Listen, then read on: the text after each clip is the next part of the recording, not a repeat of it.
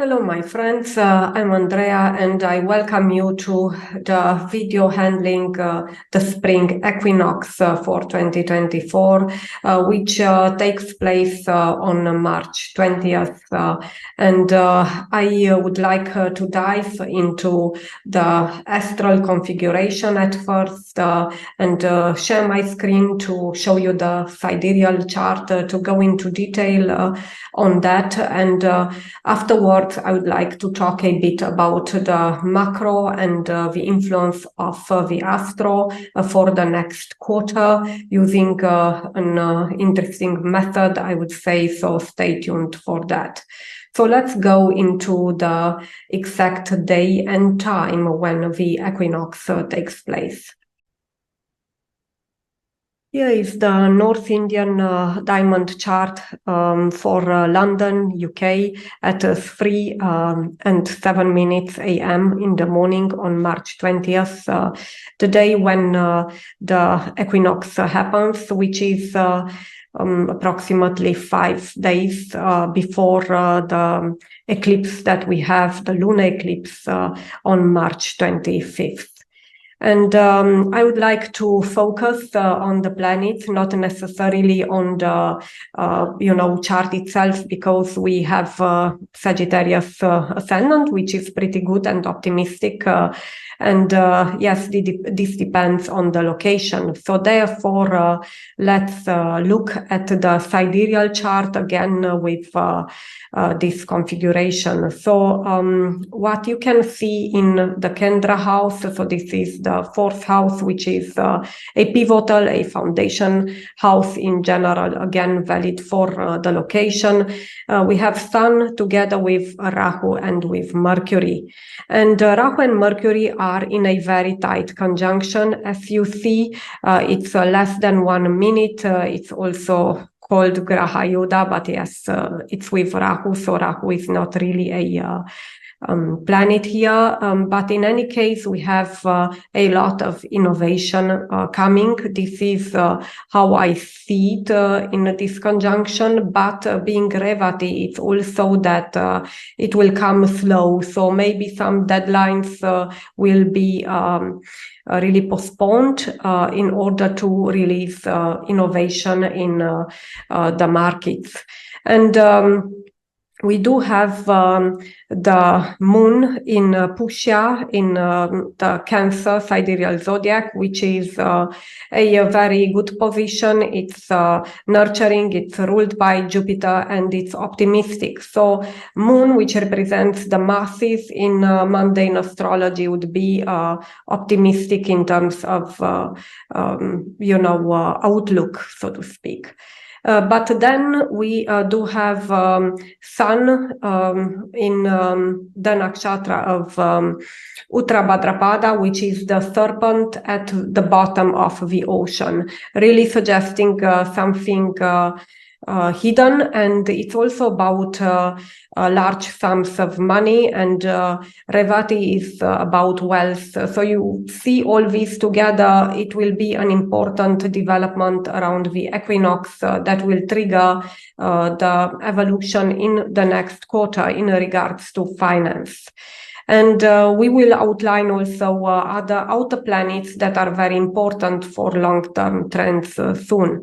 Now you do have the Aquarius, which is again emphasized. It's the sidereal Aquarius. If we look at that, we have a Venus in a quite close conjunction with Saturn, which will put some restrictions still in the development of currency and cryptocurrency. And we do have also both of them in the nakshatra of Shatabhishak, which is the closed circle. So this means that, again, there are some hidden things that are not discussed, released yet. So it could be that they are disseminated and they appear at a later time. So we have some secrecy around the equinox, so to speak.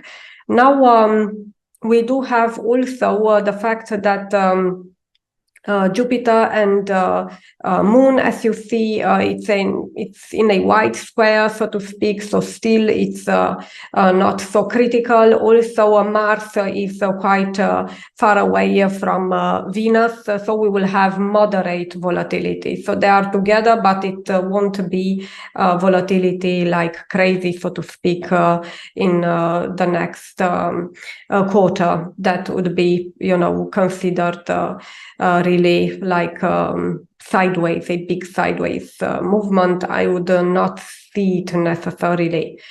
And I would like to go into the aspects and the outlook of the equinox in terms of strength, astrological strength for the next 3 months.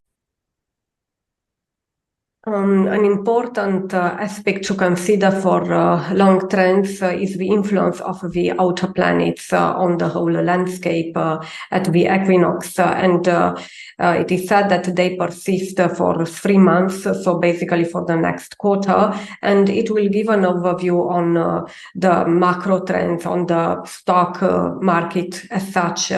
Not so much, I didn't see it going into crypto, but we will mention also some remarks regarding this. So what I see is the fact that we do have Pluto, which is emphasized here with 2 aspects. It's an opposition to the moon within 3 degrees. All these aspects have this orb of influence, so they are not exact. And we do have also a Pluto sextile Sun, which is a positive aspect towards the Sun. So moon is the people, Sun is the government, and Pluto is the big money that will be moved. So it could be that the big movement, institutional money would really bring more into the market, more movement, of course, to the detriment, so to speak, of the retail action. So there is this balance. But on or lack of it, because we do have still, I would say, it goes into a balance because we get a Neptune conjunct Sun. So it's a negative aspect that would really bring some confusion in the norms, regulation or something, or the way it's perceived, because this will not bring strength to a certain direction that Pluto would really infuse with energy. So it's weakened, or it's a lack of trust. This could be as well. So it's quite a question mark here in regards to the way the market goes, so to speak. And there are other 2 important aspects from outer planets, and both are made by Saturn. So Saturn will conjunct Venus, and this is something we discussed. So on currencies, cryptocurrencies, it could be that the growth is a bit down, so to speak, or there is some regulation, there is some structure put around it. And we do have also another topic, which is Jupiter sextile Saturn. And this is a positive one because the growth will be, let's say, in a steady manner. It will happen step by step.